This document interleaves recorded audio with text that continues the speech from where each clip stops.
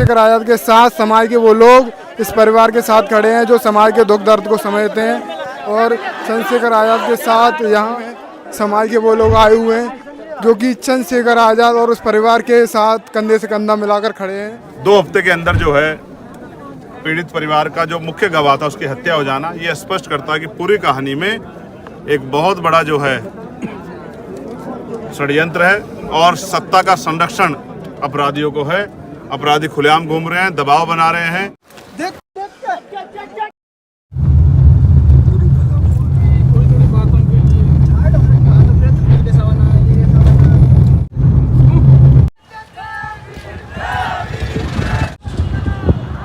Bhim army chief Chandrashekhar Azad 2019 के चर्चित कांड में किसको पीट रहे हैं? नितिन को पीट रहे हैं। तब की उस दिन जो राजीनामा के लिए दबाव बनाने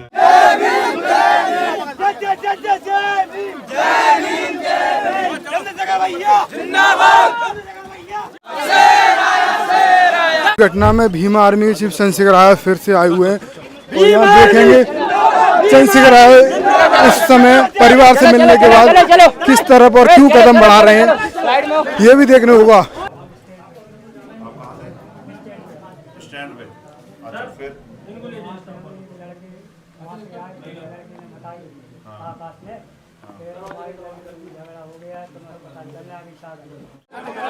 तो भीम आर्मी चीफ चंद्रशेखर आजाद इस परिवार से मिलकर आ रहे हैं। क्या कुछ घटना हुई, कैसे हुई और अब तक इस मामले में क्या हुआ ये उन्होंने समझा। अभी शायद मीडिया से बातचीत चंद्रशेखर आजाद करेंगे और क्या कुछ वो खुलासा करेंगे, परिवार ने क्या कुछ मांगे रखी हैं ये भी जानेंगे। यहाँ भारी संख्या में उनके समर्थक आए हुए हैं और ये आप देख सकते हैं कि किस तरीके से चंद्रशेखर आजाद के साथ साथ समाज के वो तमाम लोग इस परिवार के खड़े होते हुए दिखाई दे रहे हैं। तो पूरे गांव में जो गली है परिवार के घर तक जाने की वो पूरी भरी हुई है। लगातार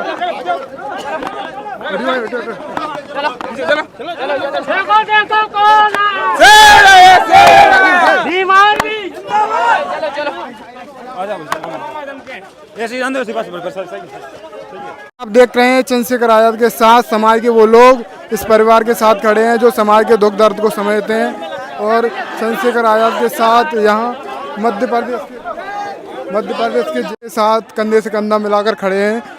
और वो लोग कहीं ना कहीं चाहते हैं कि इस मामले की CBI जांच हो। जहाँ तक मुझे अब तक परिवार की मांगों के अंदाजा लगाया गया है ये मैं समझ पा रहा हूँ। आगे देख के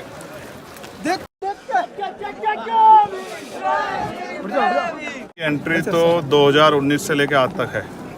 और आपको अगर याद हो जब नितिन हत्याकांड हुआ था तो रात को 400-500 भीम आर्मी के जवान यहीं मौके पर बैठे रहे थे उस परिवार की सुरक्षा करने के लिए, क्योंकि पुलिस 4 घंटे तक भी नहीं आई थी। 4 घंटे तक नंगा नाच होता रहा। वो बच्चे को पीट पीट के मार दिया गया। उसकी रक्षा करने के लिए माँ पहुंची, उसको निवस्त्र करके बेइज्जत किया गया। कोई सुनने वाला नहीं था। भीम आर्मी के लोग ही, आजाद समाज पार्टी के लोग ही उनके लिए खड़े रहे। इस तरह की प्रताड़नाओं पर क्या कहते हैं, सरकार क्या कर रही है? जो लोग यहाँ के नेता आए हैं वो कांग्रेस के भाजपा के, वो कैसे आए? ये कांग्रेस की सरकार में घटना हुई थी, आपने देखा 2019 में, उस समय न्याय नहीं हुआ। फिर ये भाजपा की सरकार में दोबारा घटना हुई 23 में, उस समय न्याय नहीं हुआ। और अब मुझे, क्योंकि मैं दूर रहता हूँ, हमारे लोग तो, हमारे जिलाध्यक्ष लगातार यहाँ रह रहे, इतनी बड़ी घटनाएं हुई जिसमें 1, 2, 3 हत्याएं जो हैं लगभग हुई। प्रदेश के लिए श्रम का मामला है कि एक बेटी के सम्मान की रक्षा नहीं कर पाए, और उस बेटी को वो आज बेटी दुनिया में भी नहीं।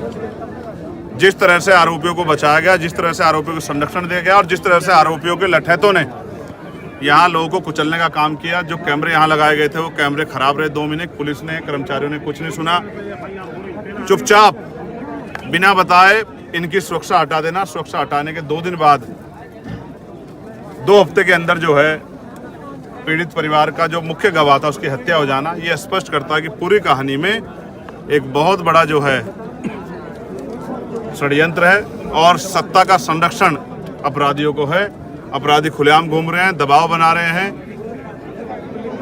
पीड़ित परिवार के बच्चों को जिला बदर कर देना, उन पर झूठे मुकदमे लगाना, लाइसेंस का वादा करके लाइसेंस न देना, डीएम साहब ने नौकरी का वादा किया, नौकरी न देना और आरोपियों को पे नामजद आरोपियों पे कार्रवाई न करना स्पष्ट करता है कि सत्ता और प्रशासन और पुलिस मिलकर जो है आरोपियों का संरक्षण कर रही है और पीड़ितों को बहुत उम्मीद लोगों से नहीं है। सरकार को अल्टीमेटम दिया है, फिर आप शहर का घेराव करेंगे, क्या कहते हैं आप? शहर का नहीं घेराव करेंगे, ये मीडिया की जो भाषा है इसमें सुधार की जरूरत है। जी। हमने ये कहा है कि कांग्रेस के लोग यहाँ आए, मैं कांग्रेस के लोगों से मांग करता हूँ क्योंकि जहाँ के लोगों ने बहुत बड़े पैमाने पर उनको वोट किया, कई बार उनकी सरकार बनाई, इनका संरक्षण करने की जितनी जिम्मेदारी मेरी है उतनी उनकी भी बैठती है। मेरी तो ज़्यादा बैठती है, उनकी कम बैठती है क्योंकि उनका वोट से ही मतलब है। तो मैंने उनसे कहा कि वो आए, यहाँ उन पर सरकारें रही, पूर्व में उनके मुख्यमंत्री रहे, वर्तमान में कई स्टेटमेंट सरकार, उनको इस मांग को कि सीबीआई जांच हो पुरजोर तरीके से उठाना चाहिए।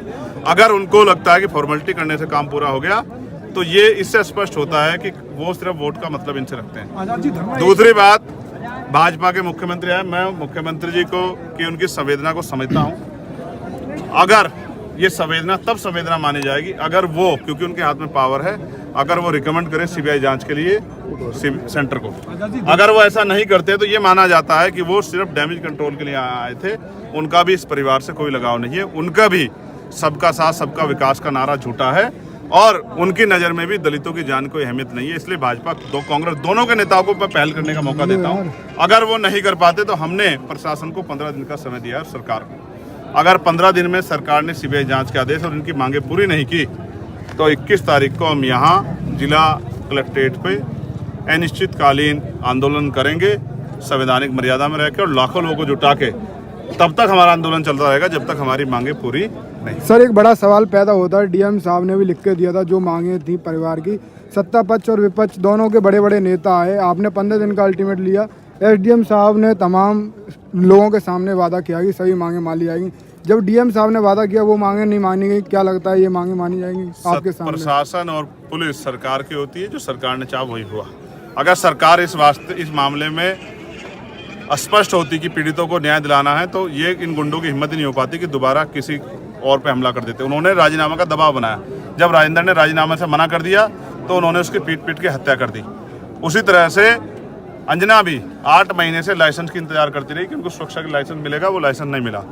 और अभी यहाँ पता लगा चौकी खोली गई, ये चौकी अगर यहाँ की परिस्थितियों को समझते हुए पहले खोल दी जाती तो शायद कई लोगों की जान आज बच जाती। अध्यक्ष जी, क्या लगता है आपको भीम आर्मी के लोगों को डराने की कोशिश की जा रही है नेताओं के द्वारा? झूठे मुकदमों से नहीं डरते हैं हम, जेल से नहीं डरते हैं। एसडीएम और वो अपना बचाव उल्टा चोर कोतवाल कर जब उनकी तरफ सुई गई है तो अपने नेताओं में नेताजी ने डर के बचाव करते हुए कहा कि भाई ये हम कह रहे हैं पूरी निष्पक्ष जांच, तो सीबीआई जांच की मांग कर रहे हैं, जो भी दोषी हो सब पे कार्रवाई हो। लेकिन सरकार अगर पुलिस पे दबाव बना के झूठे मुकदमे या आरोपियों को बचाने काम करे वास्तविक आरोपियों को, तो ये भी स्वीकार नहीं किया। चंद्रशेखर जी, आप मानते हैं कि आपकी सीबीआई की जांच मांगेगी, मानेगी क्या सरकार? नहीं मानेगी तभी तो हम अपने जो अधिकार है संवेदना उनका प्रयोग करने के लिए आंदोलन करेंगे। सवाल ये है, आपको क्या लगता है जांच होनी चाहिए नहीं होनी चाहिए? कोई घटना है और घटना संदिग्ध है और पुलिस भी सवाल के घेरे में है तो पुलिस जांच नहीं कर सकती है? तो जांच का निष्पक्ष जांच आप नहीं चाहते न्याय मिले परिवार को, मीडिया के लोग भी चाहते हैं परिवार को न्याय मिलेगा कैसे? जब तक निष्पक्ष जांच कौन करेगा? पुलिस तो सरकार के अधीन है, स्टेट सरकार के।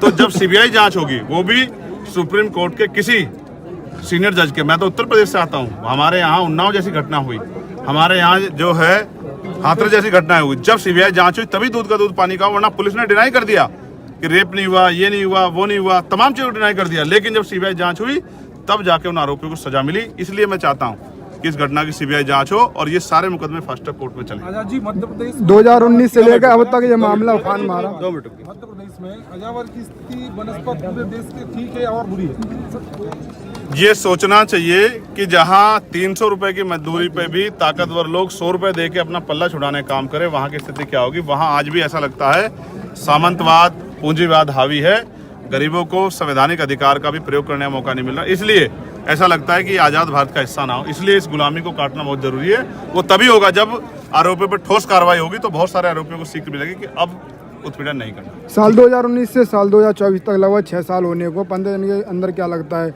न्याय मिल पाएगा? हमें अपने ऊपर भरोसा और संविधान पे भरोसा है कि संविधान की ताकत के आगे सबको झुकना पड़ेगा और जनता के आगे झुकना पड़ेगा। धन्यवाद।